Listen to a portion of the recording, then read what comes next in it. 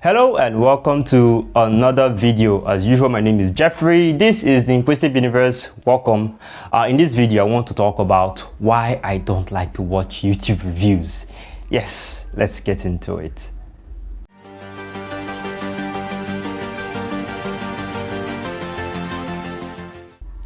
Okay, now it's actually a bit of a funny topic to talk about on this video right now, like why I don't like to watch YouTube reviews. Because I mean, come on, Jeffrey, what are you talking about?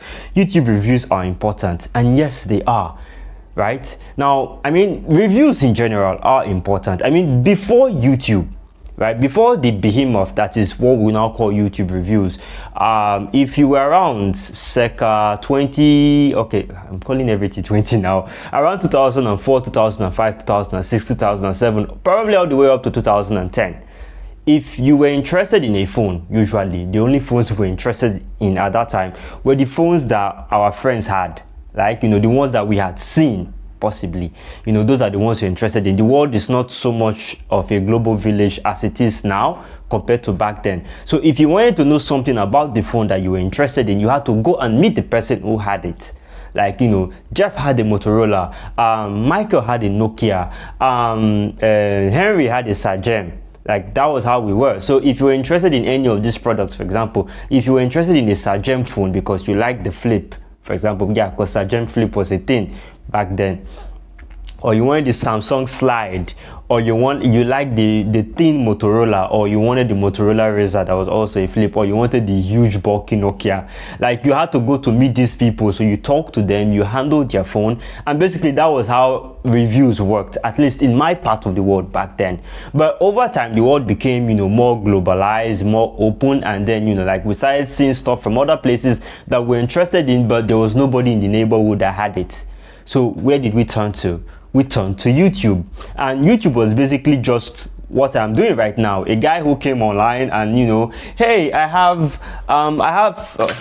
dropped something else again. Hey, I have this phone, right? I have this phone and I want to talk about it. Here is what this phone can do. Here is what it can't do. Here are its shortcomings. Here are its good parts. Thank you. That was what YouTube used to be. Not anymore. So now I'm going to go into a few reasons why I don't like to watch YouTube videos and why you probably shouldn't as well. To start off, YouTube videos feel more like adverts. YouTube review videos from third parties feel more like adverts. And I'm not missing any words saying this. I mean, seriously, when you want to watch a review video, for example, you go through the B-roll, and it almost seems as if the YouTuber is subconsciously, is trying to appeal to your subconscious, rather, is subliminally advertising the phone to you. And I know a lot of people are big on aesthetics, and I'm not big on aesthetics myself. I don't know, maybe I'm the odd one out, maybe I'm the one that's a little weird. But you go through and you see all of these aesthetics and these polished looking videos putting the phone in the best light.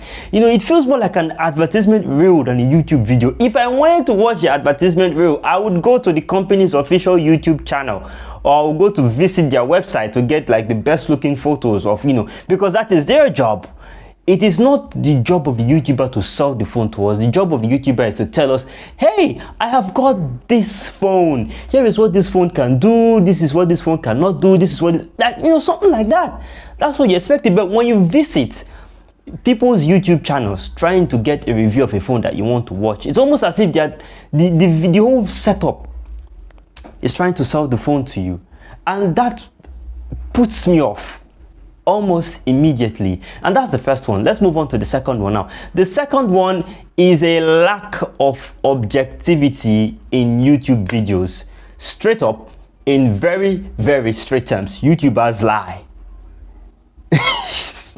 Yes, they do. Now, there are several reasons why this happens, and I think one of them is my major reason, number 3, but I'm going to get into that. There is sometimes a lack of objectivity amongst a lot, not all, amongst a lot of YouTube reviewers, the big ones especially. Why? I mean, it could be both ways. It could be bias for or bias against.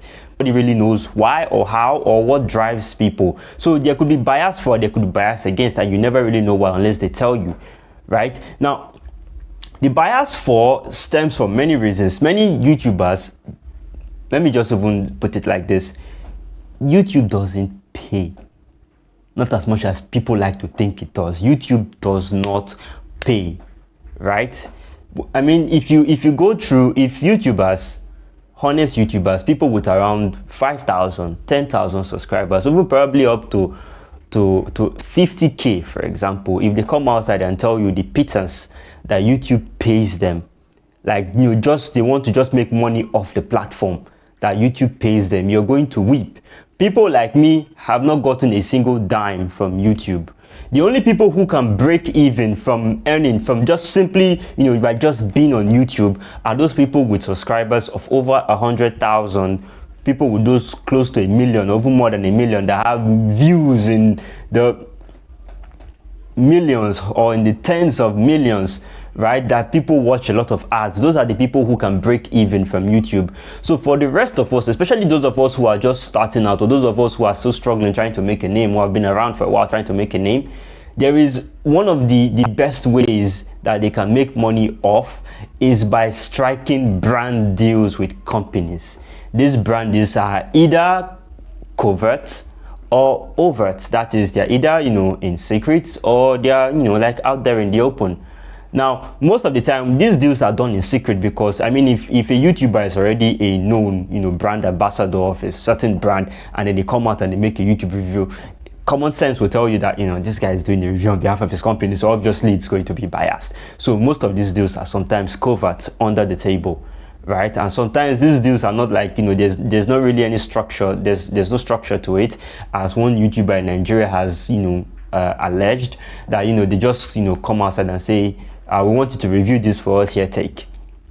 But that was is an aside. So these brand deals are there. So YouTubers want to curry favor with these companies, right? YouTubers want to curry favor with these companies. So as a result, they will try and make favorable reviews on certain phones, on certain products, on certain stuff. That way, if they have a decent amount of subscribers, they will come to the notice of the company, and then the company would give them perks, such as, being able to get a product before it's even released or launched or announced. That way they can be ahead of other YouTubers, because it's a big deal to be able to review a phone before, especially a popular one, before every other YouTuber can get their hands on it. That would give you a significant advantage in the rat race that is YouTube, right? And then apart from that, there's also like, certain financial remunerations that come with being able, to strike a brand deal or any sort of deal with any company like that. I mean, that way YouTube would then, like the whole YouTube endeavor would then start to maybe put a few amount of money in your pocket that you can be able to look after yourself and live your life.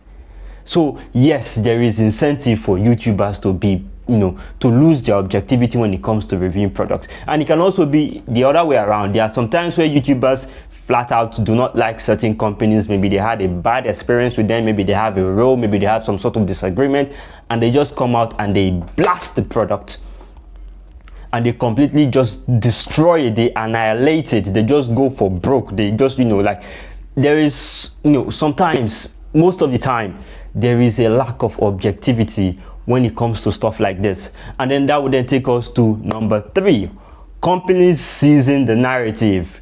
Companies do seize the narrative. That is absolutely true. Once upon a time, companies were the ones who were doling out the narrative. They owned the story, and they sold it to the public as they deemed it fit. But over time, influencers and YouTubers started to gain a lot of ground, because people saw, like the way I'm sitting out here with just this t-shirt. I'm just sitting out here with this t-shirt. There's nothing special. I'm sitting in my bedroom. There's a wall behind me with a curtain over there and lights. I'm just sitting here talking to you. Like, people got to, what's the word to use now? People got to, get into the YouTuber's corner more, because they feel like he's a guy like me. He's just a person. He's just a guy sitting out there. He's gotten his hands on the phone. He's used it, so therefore he will be able to tell me what's up with this stuff. So I'd rather take advice from him. He doesn't have anything to gain by lying to me, than to listen to a company who are just interested in selling products. So companies then sat down and thought about it like, wow, how about we get them to sell for us, to be our voice? They'll be our puppets. We write the script, and then they take it, and then they just, because I don't know if you've watched some of these videos, they feel more like the YouTuber is reading from a script. The last video I did, I actually sat down here, I had the phone in my hand and I talked about it. I didn't use the script, I talked about it from my experience, right? I won't forget to even like the Poco F5 review, I won't forget to talk about the charging speed. I just sat down here and I spoke for about 25 minutes and I had to cut out a lot of nonsense. I just went off target sometimes, I do that. But that one is an aside. A lot of these videos feel like they are scripted, right? And a YouTuber, I don't want to mention his name, he's actually somebody who I used to respect a lot, but not so much anymore. He actually came out last year and he said it in very plain English, a very plain language, that companies come to YouTubers and give them a script with a certain amount of money and say, here is 150,000 Nigerian naira. I don't know, convert it, that should be around 130, 135 US dollars, and say, here, make a 5-minute video using this script. These are exactly the stuff you're going to say. You're not going to go off target. You're not going to say anything else. Just do it as we give it to you. And then the guy went on to talk about how his setup costs about $1 million plus, right? $1 million naira, Nigerian naira plus. And that what do they think 150,000 is going to do to him or do for him? Kind of like. So companies do seize the narrative. And companies with very deep pockets can buy a whole shitload of YouTubers and then just have them all parroting different variants of the same script. And then you, the unsuspecting buyer, will go and watch these videos and then think, oh, he said it, he said it, he said it, he said it, he said it, she said it. Then they must all be. That's another big problem I have with YouTube reviews. And then finally, most of them say stuff that I already know, but this one is a personal one. Most of them say stuff that I already know. I mean, before going to watch a YouTube review, I have already gotten on Google and I've gone to GSM Arena, I've gone to Kimoview, I've gone to sites like that to go and take a look at, what specifications are there. And then maybe usually when I watch them, it's because of the camera review. I want to see how well the camera performs for the videos. And then I get in there and then somebody's telling me that a Unisoc T606 is on the same level as a Snapdragon 685. Make it make sense. Hello, make it make sense. And then I mean, most of the time I click into a video and then I see, that like this whole B-roll. A B-roll is a video that plays, over the YouTuber's face, over the YouTuber's voice, or, something like, to give you a visual explainer as to what the person is talking about. So that's what a B-roll is. And then you get into the B-roll and then it seems more like an advertisement, they're trying to tell you all the good stuff about it. And I'm like, whoa, you're not supposed to be selling the phone to me. You're supposed to be talking to me about the phone, not trying to subliminally sell it to me, right? So that's, I mean, to round off, YouTube videos there are still a lot of great creators on this platform, and I'm not going to endorse any of them. It doesn't even matter if I endorse any.